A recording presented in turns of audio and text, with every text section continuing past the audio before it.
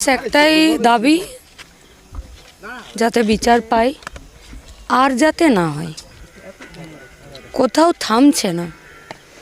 জয়নগরের পর ভূপতিনগর, ওদিকে বীরভূমের নলহাটির চাতরা, পার্কস্ট্রিট, সব জায়গায় যদি এত নিরাপত্তার অভাব হয়, মানুষের, মেয়ে বলে তো আলাদা কিছু নয়, মানুষের, এবং সেই নিরাপত্তার দায়িত্ব যাদের হাতে তারা যদি এত ক্যাজুয়াল হয়, আমরা চাই না এরকম।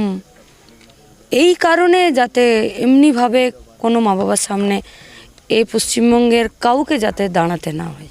পুলিশের ভূমিকা নিয়ে বারংবার প্রশ্ন হচ্ছে। সেই মুহূর্তেই মমতা বন্দ্যোপাধ্যায় আজকে বলছেন যে পুলিশ পুলিশ নয়, অন্যায় করেছেন, অন্যায় করেছেন, খুব অন্যায় করেছেন, অমানবিক, দায়িত্ব জ্ঞানহীন এবং অন্যায় করেছেন। গোটা রাজ্য জুড়ে যখন এত অপরাধের ঘটনা এবং সবকটা ঘটনার জন্য পুলিশি নিষ্ক্রিয়তাকে সাধারণ মানুষ যখন দায়ী করছে, তখন রাজ্যের পুলিশ মন্ত্রী তথা চিফ মিনিস্টার, মুখ্যমন্ত্রীর এই ধরনের কথা উচিত নয়, একদম অনুচিত কথা। বরং দায়িত্ব নেওয়া উচিত ছিল, এবং এই দায়িত্ব কি করে বাস্তবের মাটিতে পালন করা যাবে তার কিছু দু এক লাইন বলতে পারতেন, যদিও বলার মুখ বোধহয় আর পুলিশ মন্ত্রীর নেই। আমরা এখানে সব কারণে আসিনি, আমরা শুধু এসেছি যে বাচ্চাটি এতটুকু, তার মা বাবারও বয়স খুব একটা নয়, আর যাতে এই ধরনের কোনো পরিবারে এই ঘটনার জন্য রাজ্যের কোনো মানুষকে, কোনো ক্যামেরাকে, কোনো পুলিশকে, কোনো ডাক্তারকে, কোনো উকিলকে এই কারণের জন্য যাতে এই রাজ্যের কোনো বাড়িতে না যেতে হয়। মুখ্যমন্ত্রী বলছি যে 3 মাস পুলিশের সময় দিয়েছে যেন ফাঁসির ব্যবস্থা, কি বলবেন?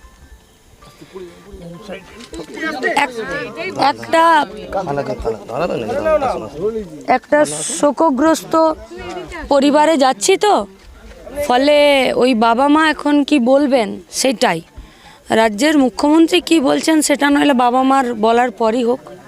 গতকালকে আমরা দেখেছি বারুইপুর পুলিশ সুপার তিনি জানিয়েছেন যে পুলিশ সঠিক সময় সঠিক কাজ করেছে, কি বলবেন?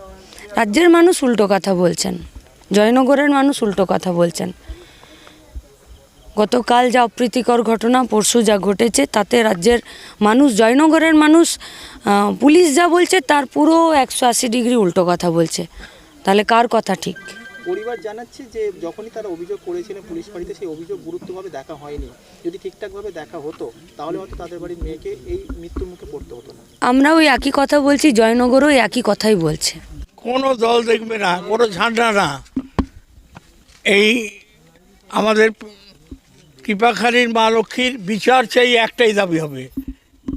কৃপাখালীর মা লক্ষ্মীর বিচার চাই, একটাই দাবি। আমার সঙ্গে সবাই স্লোগান দেবে, কৃপালক্ষ্মীর মা লক্ষ্মী, কৃপাখালীর মা লক্ষ্মীর বিচার চাই, কৃপাখালীর মা লক্ষ্মীর বিচার চাই, কৃপাখালীর মা লক্ষ্মীর বিচার চাই।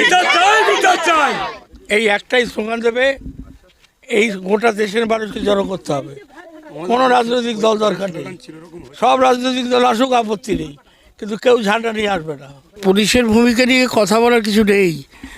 যে এত নিকৃষ্টতম পুলিশ প্রশাসন আমার 61 বছর রাজনৈতিক জীবনে আমি দেখিনি।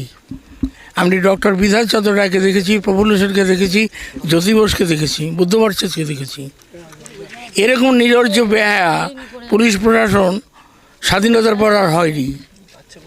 তারই ঘটনা দেখছেন তো, মানুষ ক্ষুব্ধ, বিক্ষুব্ধ, পুঞ্জীভূত রাগ, অভিমান তার বহিঃপ্রকাশ ঘটে যাচ্ছে।